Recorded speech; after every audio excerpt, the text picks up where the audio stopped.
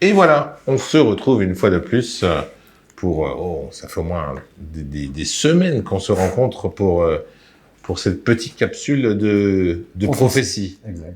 Alors, de quoi on va parler aujourd'hui? Mais aujourd'hui, on va raconter encore une histoire, à l'image de celle d'Eliyahu Hanavi. Cette fois-ci, c'est sur le Baal Shem Tov. Ah, les gens adorent le Baal Shem Tov. Moi aussi, je l'adore. C'est magnifique. Moi, je suis fan. Il suffit que tu dises le nom et toi, on est captivé automatiquement. Déjà, Baal Shem Tov... Ça commence bien. Ça passe bien, ouais. En fait, c'est un peu la même histoire que ce qu'on a raconté précédemment. Notre Mashiach cette fois-ci, le Baal Shem Tov va rencontrer Mashiach. Sympa. À l'image de Rabbi Yoshua ben Levi dans la grotte, etc., avec Eliyahu Hanavi. C'est très sympa, c'est magnifique. C'est une histoire qu'il a racontée dans les livres. Et là-bas, le Baal Shem Tov explique qu'il a fait ce qu'on appelle une aliyat haneshama. Son âme est montée à la fête de Rosh Hashanah. Ok. Son âme est montée, il est resté dans la pièce. Il n'a pas pris. J'ai compris, il n'y a que l'âme. Il n'y a que l'âme, ok. Mais il est monté tellement haut, d'ailleurs, une anecdote là-bas au passage, il a cru qu'il était mort. D'accord, bah oui. Il a vu des trucs tellement extraordinaires, et là, son mec lui dit non, rassure-toi, tout va bien, tu vas revenir. On était juste en 2 passages. Voilà. En transit. Voilà. Un coma un petit peu comateux, mais ça va se passer. Et il arrive jusqu'à ce qu'on appelle en hébreu le Echal HaMashiach, la pièce du Mashiach, le palais du Mashiach. Ah, carrément, il a... Ah oui, il est loin. Ouais. Il arrive jusque-là.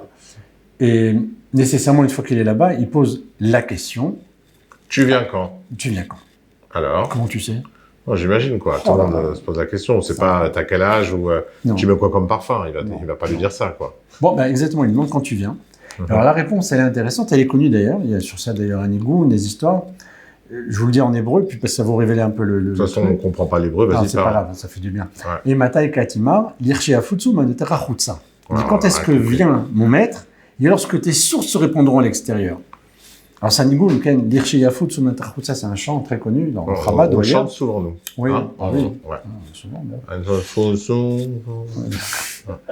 C'est la suite. On adore cette chanson. La suite, c'est le plus intéressant.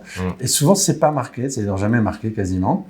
Il dit, lorsque les autres personnes arriveront à faire ce que tu fais toi, c'est-à-dire avoir une aliyat haneshama, et à faire des yichoudim, à unifier les noms de Dieu. Ah ouais, ça c'est compliqué, ça. Ah voilà. Alors le Baal Shem Tov, il a commencé à être un peu stressé. Ouais, tu m'étonnes. Ah oui. Parce qu'il a dit, les autres arrivent à faire ça. Alors le Mashiach lui dit, non, rassure-toi, ça va venir rapidement, c'est pas si long que tu penses. Ah oui, ouais.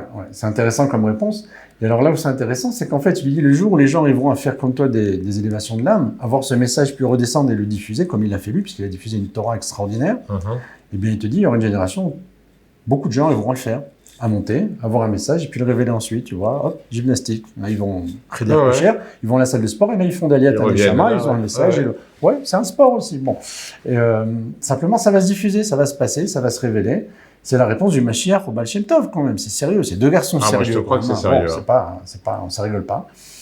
Et donc, ça veut dire que, faut se mettre au travail, il faut essayer, quoi. Parce que ça y est, on y est, c'est la génération du Mashiach, il paraît. Donc, excuse-moi, j'essaye de pas être là, j'essaye de monter, vite fait, mais non, ça... Non. Je bouge pas. Peut-être la taille de mon corps retient mon âme. C'est peut-être un problème de corpulence. Non, je crois pas. Non non, c'est une question de travail, en fait. C'est un travail, c'est des exercices comme la salle de sport. Donc, il y a des devoirs pour la semaine prochaine? Ah oui. Alors, les devoirs pour la semaine prochaine, asseyez-vous tranquillement dans votre canapé devant un film de Netflix ou à la télévision, sur un attel, et essayez de vous déconnecter, de monter... pour avoir le message. Pour avoir le message. Et si quelqu'un l'a, merci d'appeler Israël Torah. Exact. Merci à vous. À bientôt. À bientôt. Allez. Ça va.